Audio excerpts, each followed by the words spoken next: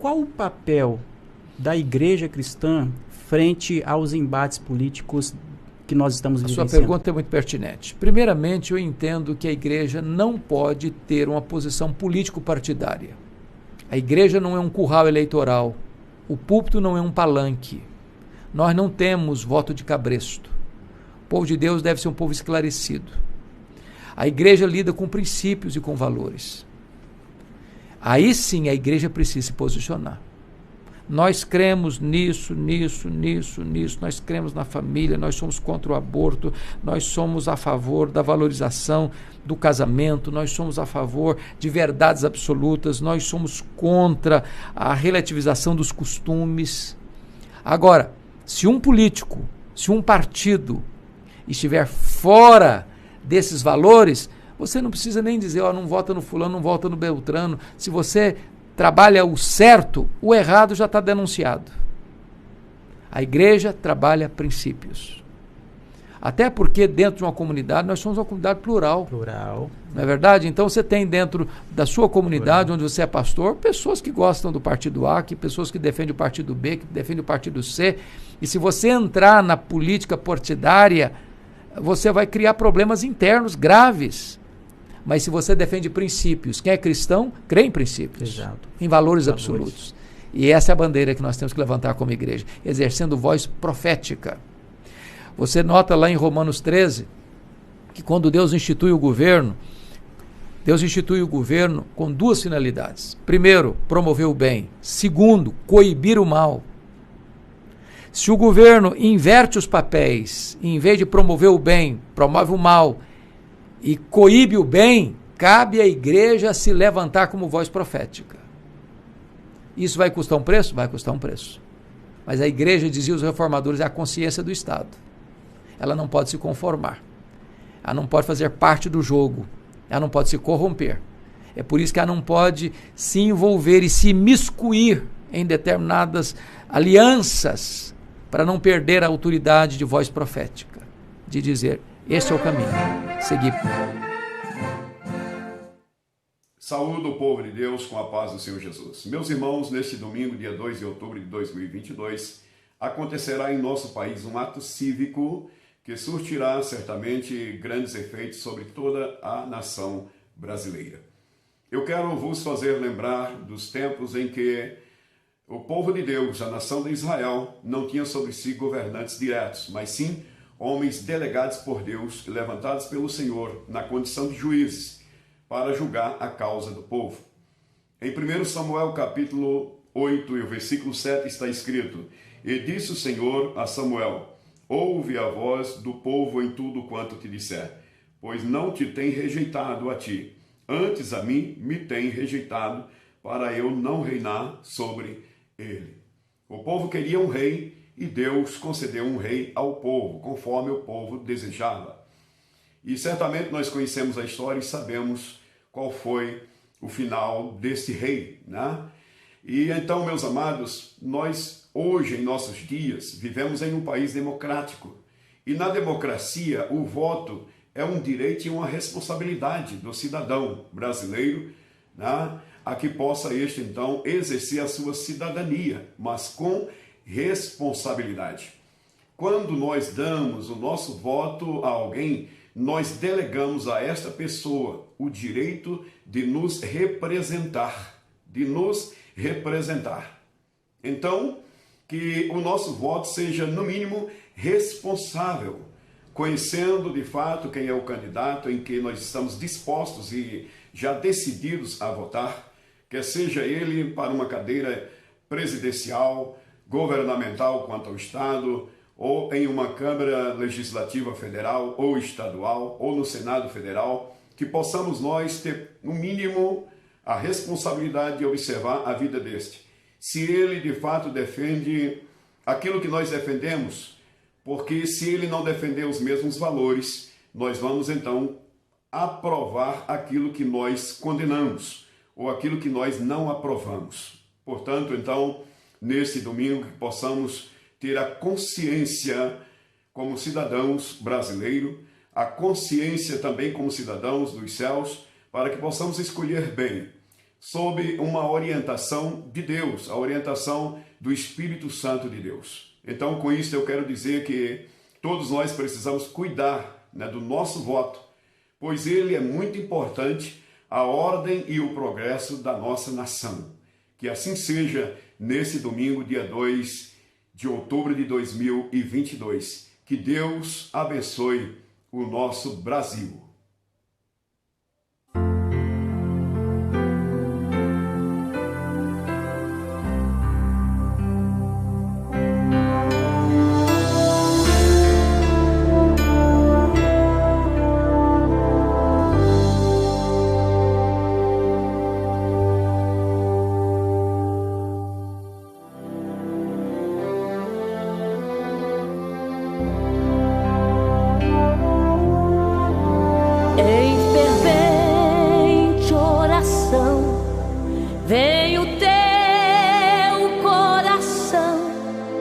Na presença de Deus derramar, mas só podes fluir o que estás a pedir quando tudo deixares no altar.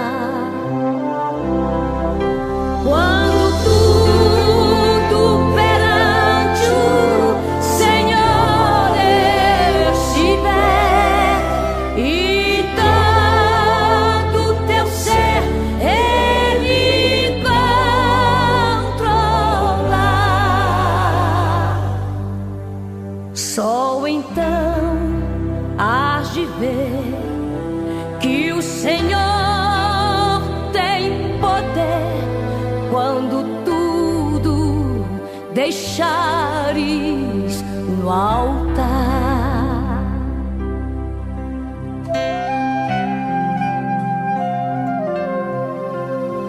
Maravilhas de amor te fará atendendo a oração que aceitar. Agora para sua Bíblia, no capítulo 33, eu vou ler o versículo 3 e o versículo 4 de Jeremias. Ele diz assim: clama-me e responder-te-ei, e anunciar-te-ei coisas grandes e firmes que não sabes. Porque assim diz o Senhor, o Deus de Israel: das casas desta cidade e das casas dos reis de Judá que foram derrubadas como os trabucos e a espada. Irmãos, é tempo de clamar. Eu abri esse programa hoje com essa frase de um pensador: é hora de clamar a Deus. O momento pede. Juntos, unidos pela mesma fé no único Deus, podemos mudar qualquer situação. E aqui nós percebemos que quando Jeremias fez essa declaração, clama a mim, e eu lhe responderei e lhe darei coisas grandiosas, ocultas, que você não sabe. Esta é uma das grandes promessas da Bíblia. Clama a mim. Este é o lugar onde começamos com Deus. É pelo clamor. Aqui está um homem que lembra-se de 1962. O Brasil estava vendo um momento de morte. Era como se fosse um momento de frieza espiritual. O povo pentecostal muito frágil. De repente Deus levantou um grupo batista, que foi o pastor Magno, o pastor Elmi, né? E outros líderes, como o próprio Jair Rosa, não é? Enfim, homens de Deus. Eu os conheci, Abraão Carneiro de Campo, né? Cristino Alves de Martins era o meu pastor. Esses homens vinham com aquela garra, com aquela capacidade que eles tinham, como somos pastores, graças a Deus da Igreja Batista, homens preparados, homens de Deus, não é? E eles vieram, mas com a graça, eles tinham sido, não é? Ele estava, amém, Estive um pouco fora do ar, já voltei, amados. Glória a Jesus por isso. Então, o que acontece aqui? Não é? Neste versículo, Jeremias está sendo aconselhado por Deus a orar. Ele estava na prisão. Durante 40 anos, o profeta Jeremias tinha advertido que Judá e Jerusalém seria destruída por seus pecados. E agora, os exércitos da Babilônia estavam nos muros da cidade. Tudo que Deus fala, tudo que Deus diz, nós temos que estar muito atentos, queridos. Agora mesmo estamos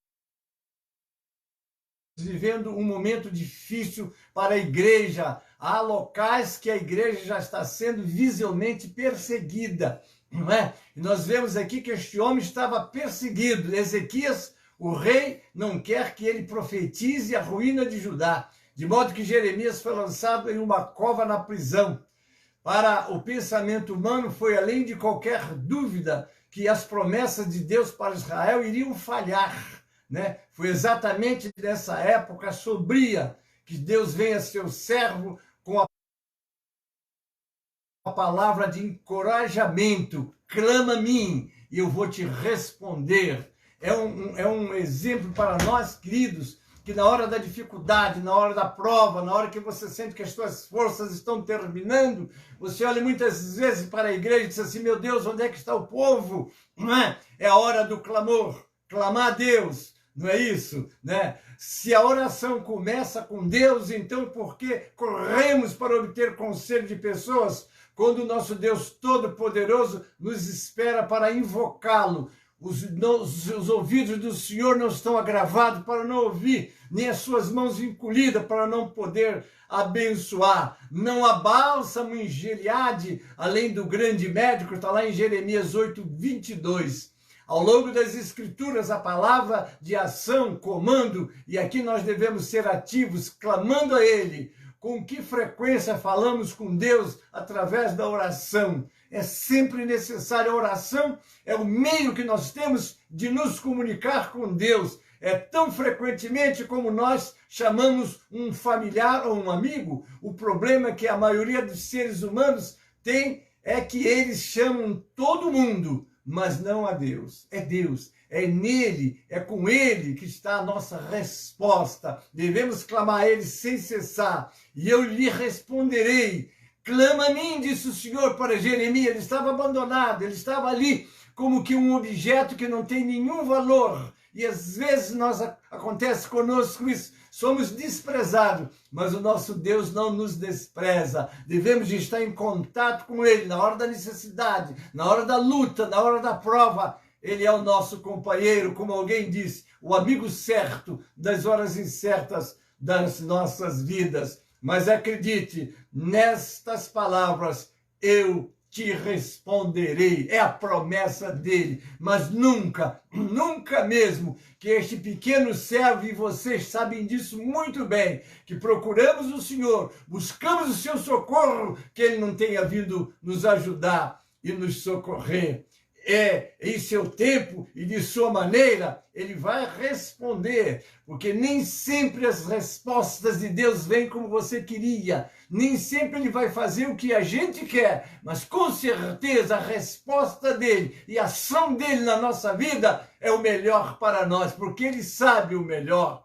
Ele tem sido fiel no passado para responder. Algumas pessoas precisam de ajuda em sua fé para acreditar nisso, mas temos que acreditar que o Senhor vai responder e esperar pacientemente nele. Como disse o salmista, esperei com paciência no Senhor e ele se inclinou para mim e ouviu o meu clamor. Glória a Deus por isso. Como é grande o nosso Deus, porque grande é o Senhor e muito digno de ser louvado. Está lá em 1 Crônicas 16:25. Pois não há nada difícil para ele, não há nada que ele não pode fazer, pois Deus é capaz de fazer todas as coisas, mas ele sabe o que é melhor para nós. Então, quão grande e poderoso que será esses trabalhos. Além da nossa compreensão, com certeza, como os céus são mais altos do que a terra, assim são os meus caminhos mais altos do que os vossos caminhos,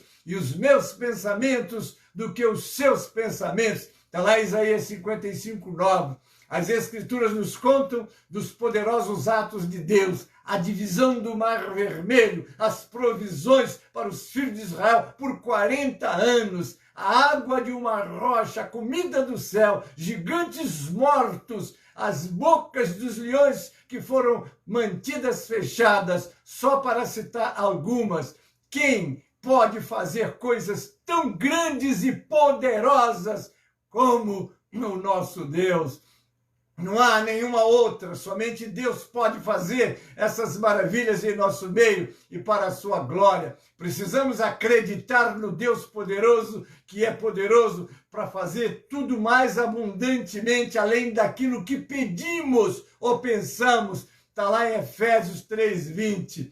Precisamos confiar e crer nele, que ele é capaz. E aí vem a palavra, clama a mim, ele responderei. Ele direi coisas grandiosas e ocultas que você não sabe. Você precisa crer, porque como está lá em Hebreus, no capítulo 11:6, sem fé é impossível agradar a Deus, porque aquele que se aproxima de Deus, creia que ele existe e que é galardoador daqueles que o buscam. Precisamos, portanto, caminhar perto do Senhor, porque não sabemos o que vai acontecer hoje, amanhã ou na próxima semana, mas Deus sabe. Você sabe o que vai acontecer o mês que vem?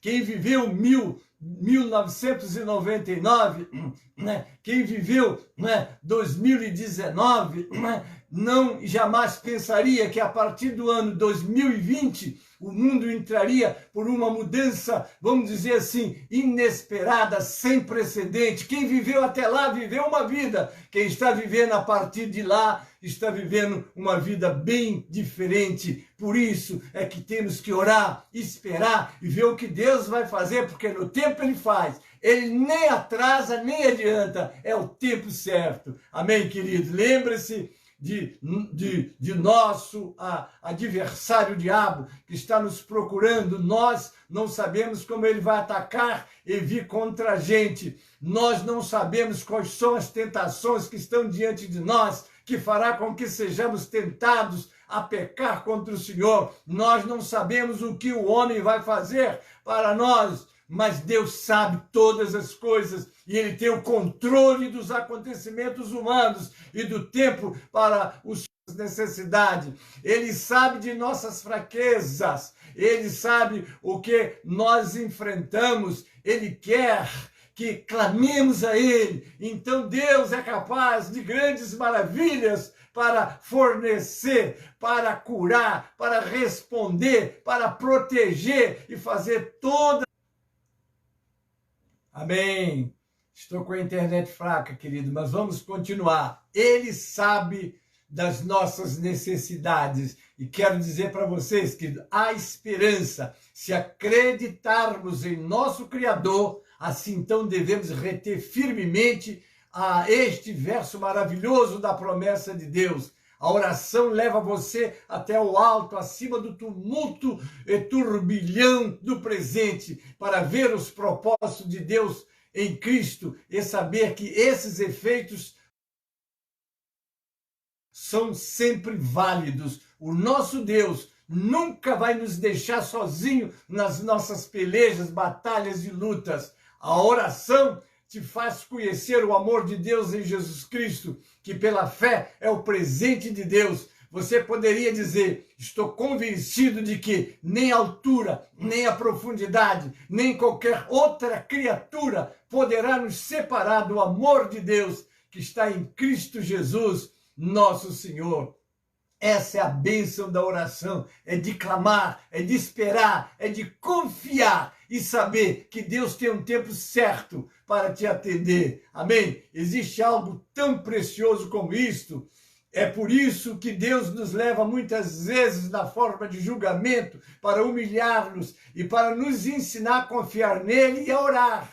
Que Deus fale para você hoje estas palavras: clama a mim e eu lhe responderei. Ele direi coisas grandiosas e ocultas que você não sabe. Vamos aprender com Davi, e eu encerro a meditação aqui. Esperei com paciência no Senhor, e ele se inclinou para mim e ouviu o meu clamor. Tirou-me de um lago horrível, de um charco de lodo, pôs os meus pés sobre uma rocha, firmou os meus passos e pôs um novo cântico na minha boca, um hino ao nosso Deus. Muitos verão e temerão e confiarão no Senhor. Amém, queridos? Louvado.